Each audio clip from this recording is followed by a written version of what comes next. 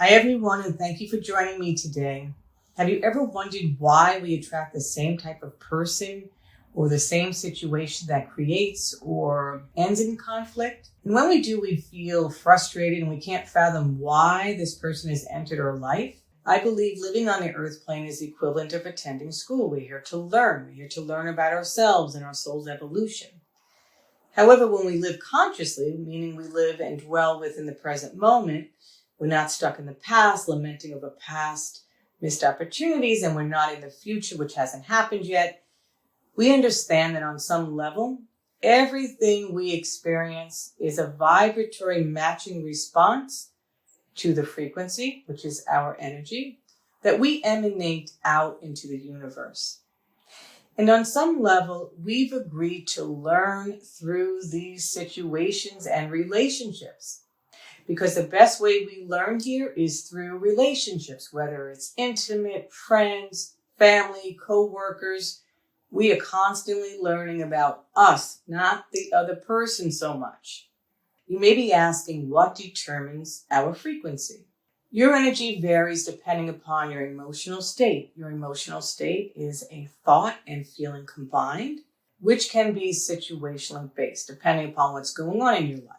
For example, if you're angry and fear-based for a prolonged period of time, the universe can only conspire and return the same frequencies. We all have bad days, so we want to feel whatever's going on, but we don't want to get stuck in that. And likewise, loving creations are manifest when we vibrate love, because love begets what? More love. The quantum mechanics principle states that like attracts like, or what's familiar to us. And the familiarity portion explains why so many attract significant others similar to a parent or a caregiver. It does not mean that the person is necessarily in our best interest. It just explains how and why they've entered this chapter of your life.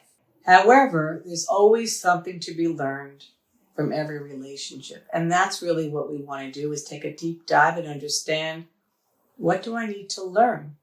An example of this would be, if you had a volatile parent, you may, and I say may, attract a volatile partner, friend, co-worker, where conflict may ensue.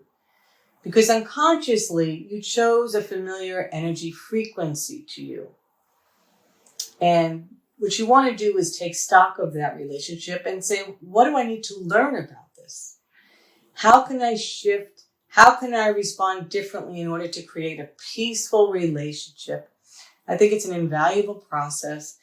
And also, if you did attract a volatile partner and you had a volatile parent, typically it's about boundaries. Typically it's about you inserting boundaries, proper boundaries, and saying no. So in any particular experience or relationship, I invite you to dive deeply into your unconscious beliefs and patterns.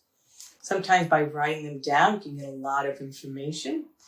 And a lot of them are unconscious. So keeping that journal and asking and probing will help you immensely. Understanding what's my patterns, what's my belief about relationship. And the reflective process is the best technique that I use that helps you understanding about attracting a challenging situation. Because in the oneness, you may have heard that we're all one. And within this universe, we are on an energetic level. So everyone is a reflection or a mirror of us. So when we get triggered by another, I always ask myself three things, which is the reflective process. One, do I do what I'm saying about this other person? And an important note on that is not what the other person is doing to you. It's what I say about them. Number two, did I previously used to be like that? Right? So this is really being honest and transparent with ourselves, being vulnerable. Did I used to do that type of behavior? And if it's number two, all that means is that you haven't let yourself off the hook. You haven't forgiven yourself, which is a great opportunity to forgive yourself and make peace with that. Number three, do I want to be like them? Am I envious? Because when we're triggered, it's all about us, never the other person. And I wish that weren't true, but it is. So in this interconnected universe created out of love, light, We exist as one energy. Another way or an example of this is each of us are a drop in the ocean, and the ocean is contained in every drop. So in the oneness, there is only you, which is, I know, is an abstract concept, but it's true. So therefore, it's always about us when we're triggered. And you don't want to use this to beat yourself up. It's just a learning process. It's a tool to accelerate your spiritual evolution and to create more love, harmony in your life. We want to accept responsibility and shift into an elevated frequency of consciousness and to stop repeating, attracting the same type of person and experience. Because the way this works is you will not graduate from that particular lesson until you get it. So another example is if you're arguing with someone and you become triggered for any reason, you can ask those 3 questions.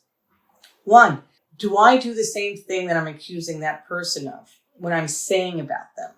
Number 2, did I previously used to be that way? If so, take this time to forgive yourself, right? Heal that within yourself vibrationally. Number 3, do I want to be like them? Is there something within them that I'd like to be like? Once you get a yes from one of these 3 questions, you've liberated yourself. You're graduating because you're taking personal responsibility for our own stuff. And then you don't have to keep attracting the same type of situation.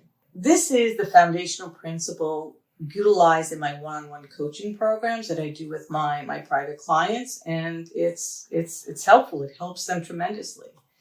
Another example to help demonstrate the reflective process would be after any conflict, if you attempt to apologize and the other person's not receptive, you can ask yourself, what are they reflecting within my life?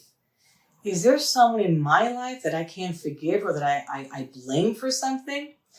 Which is a great opportunity in that moment to make peace with that situation, right? You heal that. And I'm not saying forget. I'm saying forgive for yourself, for your own soul's evolution. So it's really an opportunity to stop having the same person come into your life so that it's an opportunity to learn. By forgiving that person in your life, you've used the reflection process to heal and move forward. And the other person that refuses to accept your apology is most likely learning about love and the truth about victimhood. In the oneness, the only truth is love. So therefore, victimhood denies who we truly are at our core. And we all go in and out of victimhood, but the more you use this process and live consciously, the less you'll go into that. The more you'll feel empowered and stand in your own power. Our personality is always choosing from love or fear.